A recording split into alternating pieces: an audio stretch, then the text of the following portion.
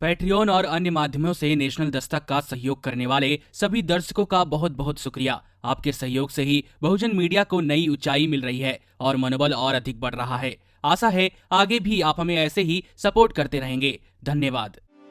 Supreme court केंद्र सरकार द्वारा ब्लैक लिस्ट किए गए जमात के लोगों के विषय में सुनवाई करने की तैयारी में है।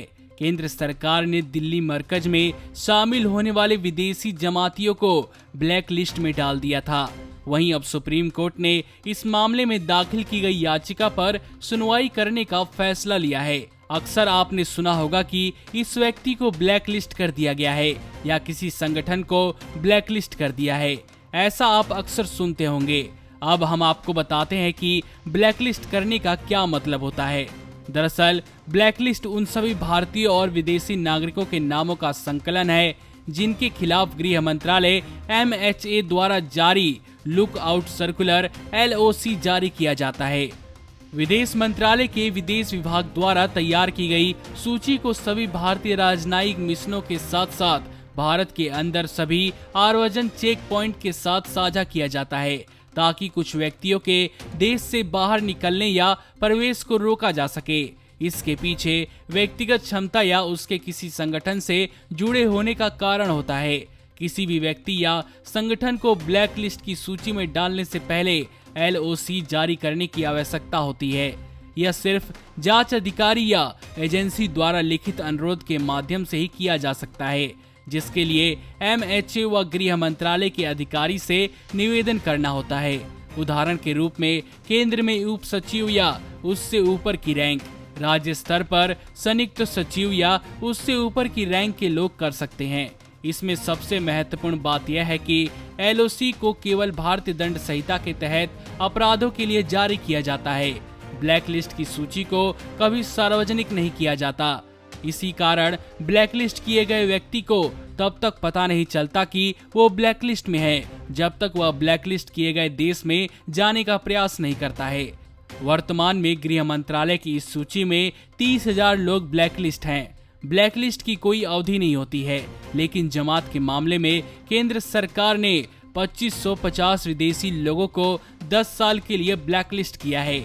आपको बता दें कि जब देश में कोरोना के मामले सामने आने शुरू हुए थे तो मुख्य मीडिया ने जमात से जुड़े लोगों को पूरे भारत में कोरोना फैलाने के लिए जिम्मेदार ठहराया था। सरकार की तरफ से भी मीडिया की हाँ में हाँ मिलाया जा रहा था। वहीं अंतिम में सरकार ने भी विदेश से आए जमात के लोगों को ब्लैकलिस्ट करने का फैसला लिया। नमस्कार।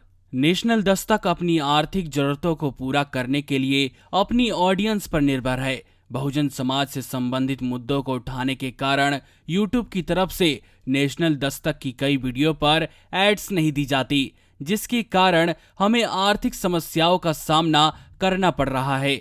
आपका एक छोटा सा कदम बहुजन मीडिया को बचा सकता है। आपके सहयोग और सहायता के कारण ही हमने अभी तक यह मुकाम हासिल किया है।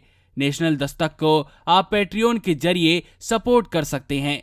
इसके साथ ही आप अन्य माध्यमों जैसे UPI, गूगल पे, डेबिट कार्ड, वॉलेट, फोन पे आदि से भी हमारी मदद कर सकते हैं, जिसका लिंक वीडियो के नीचे डिस्क्रिप्शन में डाल दिया गया है।